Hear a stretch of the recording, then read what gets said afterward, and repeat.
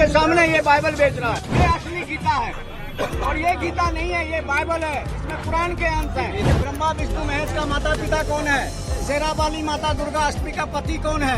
हम सभी देवी देवता इतनी भक्ति क्यों करते हैं, फिर भी दुखी क्यों है? ये फालतू की बातें सारा लिखा। ये यहाँ लिखा प्राणी और मनुष्य, सारे प्राणियों की रचना करके 26 फिर परमेश्वर ने कहा कि मनुष्य को अपने स्वरूप के अनुसार अपनी समानता में बनाए सर्व प्राणियों को। नमस्कार, मैं ईसा सिंह, आप देख रहे हैं न्यूज़ बीट। पूर्णिया में 27 जुलाई को पंचमुखी हनुमान मंदिर के सामने जो घटना हुई थी वह धार्मिक भावनाओं को ठेस पहुंचाने और धर्म परिवर्तन को बढ़ावा देने से जुड़ा एक गंभीर मामला था।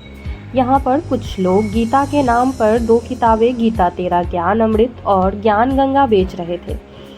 ये किताबें बाहर से तो हिंदू धर्म ग्रंथ जैसी लगती थीं, लेकिन अंदर हिंदू धर्म और देवी देवताओं के बारे में आपत्तिजनक और अपमानजनक बातें लिखी थीं। इन किताबों के कवर पर गीता तेरा ज्ञान अमृत लिखा था, जिससे लोगों को लगता था कि ये हिंदू धर्म की पवित्र गीता पर आधारित है।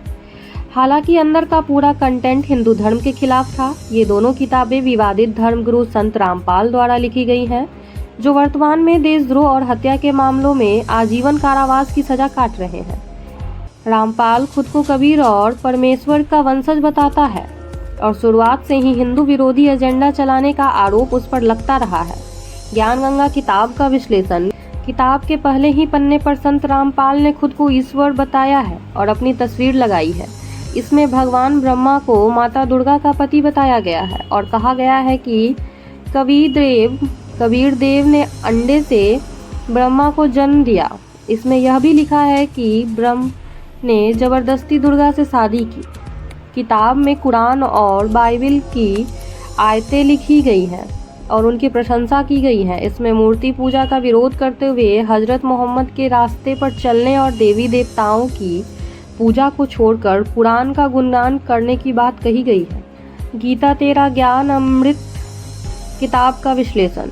इस किताब में हिंदू धर्म के कई महत्वपूर्ण रीति रिवाज जैसे व्रत, श्राद्ध, पितृ पूजा, भूत पूजा, तीर्थ यात्रा और अंतिम संस्कार का खंडन किया गया है। इसमें भगवान ब्रह्मा और विष्णु के बीच पिता की दावेदारी को लेकर हुए झगड़े का वर्णन किया गया है। उन्हें 5 साल के बच्चों की तरह लड़ते हुए दिखाया गया है, जो एक दूसरे को तू मेरा बेटा मैं तेरा बाप कहकर झगड़ रहे हैं। किताब में इन परंपराओं को मानने वालों को मंद बुद्धि कहा गया है और दावा किया गया है कि ऐसी पूजा करने से मोक्ष नहीं मिल सकता। इस घटना की जानकारी मिलने के बाद विश्व हिंदू परिषद और बजरंग दल के कार्यकर्ताओं ने मौके पर पहुंचकर हंगामा किया। उन्होंने 5 लोगों को पकड़ा, जिनके पास से इन किताबों की लगभग 2000 प्रतियां मिली। हिंदू संगठनों ने आरोप लगाया कि ये किताबें गीता के नाम पर बेचकर लोगों को भ्रमित किया जा रहा था, ताकि उन्हें हिंदू धर्म के प्रति गुमराह कर धर्म परिवर्तन के लिए मजबूर किया जा सके। पुलिस ने 5 आरोपियों को हिरासत में लिया, लेकिन बाद में उन्हें छोड़ दिया गया। इसके बाद एक आरोपी राजेंद्र रजक ने हिंदू संगठनों के 12 कार्यकर्ताओं पर मारपीट और SC/ST एक्ट के तहत मामला दर्ज करा दिया। इन मामले की जांच के लिए महिला थाना प्रभारी सवाना आजमी को नियुक्त किया गया था, लेकिन उनकी एक तस्वीर वायरल होने के बाद, जिसमें वह अपनी कुर्सी पर पिता और दादा को बिठाकर फोटो खिंचवा रही थी, उन्हें जांच से हटा दिया गया। यह पूरी घटना न केवल एक धार्मिक विवाद को दर्शाती है, बल्कि धार्मिक भावनाओं को भड़काने और समाज में विभाजन पैदा करने के प्रयासों को भी उजागर करती है। गीता जैसे पवित्र ग्रंथ का नाम इस्तेमाल करके दूसरे धर्मों की प्रशंसा करना और हिंदू धर्म के खिलाफ बातें फैलाना एक सुनियोजित साजिश का हिस्सा लगता है। न्यूज़ बीट की रिपोर्ट।